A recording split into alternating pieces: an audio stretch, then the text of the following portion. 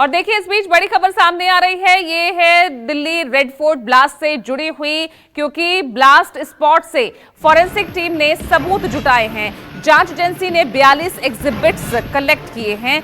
i20 car के tyre,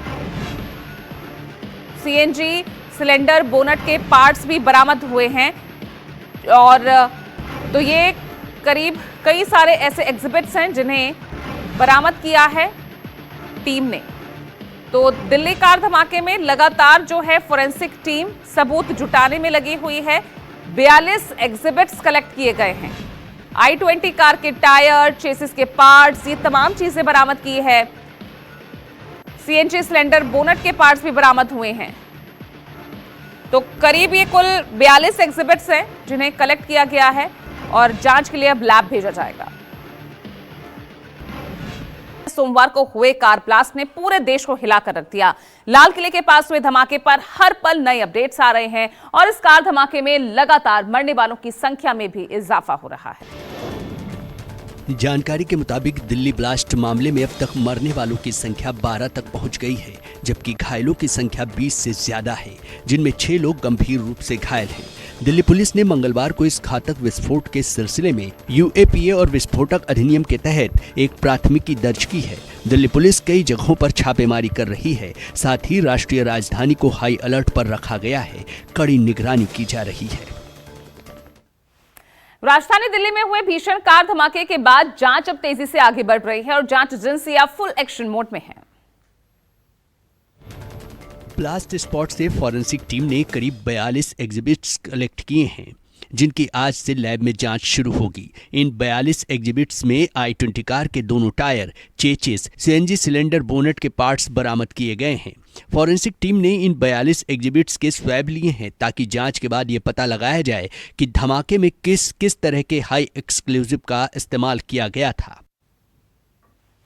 Delhi धमाके में अब तक कई सनसनीखेज खुलासे हुए हैं। जांच में पता चला कि आतंकी घटना को अंजाम देने के लिए एकत्र किए गए विस्फोटक के साथ फरीदाबाद से पकड़ी गई डॉक्टर शाहीन परिवार के संपर्क में नहीं थी। जम्मू कश्मीर पुलिस और यूपी एटीएस की टीम डॉक्टर शाहीन के घर से तकरीबन 1 घंटे की पूछताछ के बाद निकली। गिरफ्तार की गई शाहीन के पिता शाहिद ने बताया कि परवेज के नाम गाड़ी है या नहीं, इसकी जानकारी उसे नहीं है।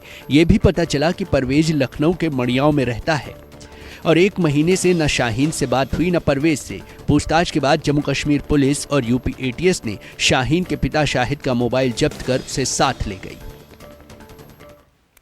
दिल्ली लाल किला के पास ब्लास्ट के बाद पुलिस का एक्शन तेज हो गया है। साजिश की कड़ी से कड़ी जोड़ते हुए फरीदाबाद पुलिस अल फलाह यूनिवर्सिटी पहुंची और यहां डॉक्टर मुजम्मिल और डॉक्टर शाहीन से जुड़े तार तलाशे जा रहे हैं। इसी के तहत फरीदाबाद की अल फलाह यूनिवर्सिटी से पुलिस ने कुछ लोगों को पूछताछ के लिए हिरासत में लिया है और अपने साथ ले गई है। सूत्रों के मुताबिक अस्पताल के लैब और कार्यालय से कुछ कर्मचारी शामिल हैं। पुलिस ने गिरफ्तार किए गए डॉक्टर मुजम्मिल के साथ काम करने वाले फैकल्टी मेंबर्स, यूनिवर्सिटी में पढ़ने वाले स्टूडेंट और मेडिकल कॉलेज के प्रिंसिपल से भी पूछताछ की। फरीदाबाद पुलिस 6 लोगों को हिरासत में लेकर टेरर मॉड्यूल के संबंध में पूछताछ कर रही है। इस मामले में अब तक 52 से ज्यादा लोगों से पूछताछ की जा चुकी है। दिल्ली कार ब्लास्ट में एक बड़ी जानकारी सामने आई। सूत्रों के मुताबिक पता चला कि जिस वक्त i20 कार में धमाका हुआ उस वक्त कार में सिर्फ एक शख्स मौजूद था। लाल किले के मेट्रो स्टेशन के पास कार में हुए ब्लास्ट में नए खुलासे ने जांच की दिशा पलट दी है। धमाके को अंजाम देने वाली कार में पहले 3 लोगों के होने की बात की जा रही थी, लेकिन अब पता चला है कि धमाके के वक्त कार में सिर्फ एक शख्स मौजूद था, उसके अलावा कार में कोई नहीं था। लाल किले के सामने रेड लाइट के आसपास के सीसीटीवी फुटेज में गाड़ी में शख्स अकेला दिखा था। सूत्रों के मुताबिक धमाके से पहले गाड़ी में कोई और भी था, जो धमाके से ठीक पहले ही गाड़ी से उतर गया था।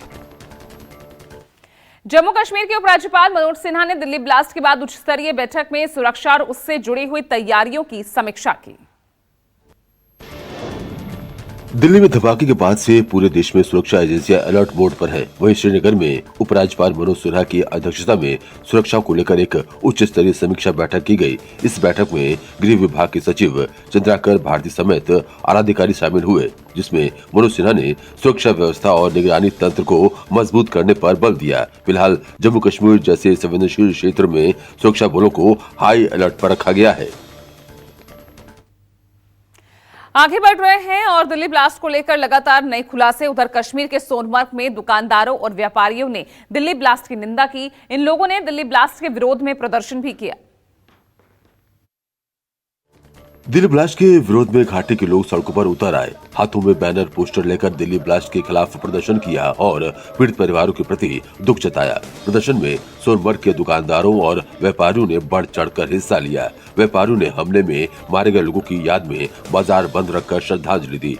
सोनमर्ग ट्रेडर्स एसोसिएशन के प्रतिनिधियों ने कहा कि ऐसे हमले शांति और इंसानियत पर हमला है। सबूत जुटाए हैं। जांच एजेंसी ने 42 एग्जिबिट्स कलेक्ट किए हैं। i20 कार के टायर, सीएनजी सिलेंडर, बोनट के पार्ट्स भी बरामद हुए हैं।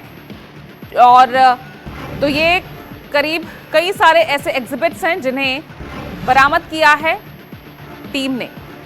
तो दिल्ली कार धमाके में लगातार जो है फोरेंसिक टीम सबूत जुटाने में लगी हुई है। 42 एग्जिबिट्स कलेक्ट किए गए हैं। i20 कार के टायर, चेसिस के पार्ट्स, ये तमाम चीजें बरामद की है।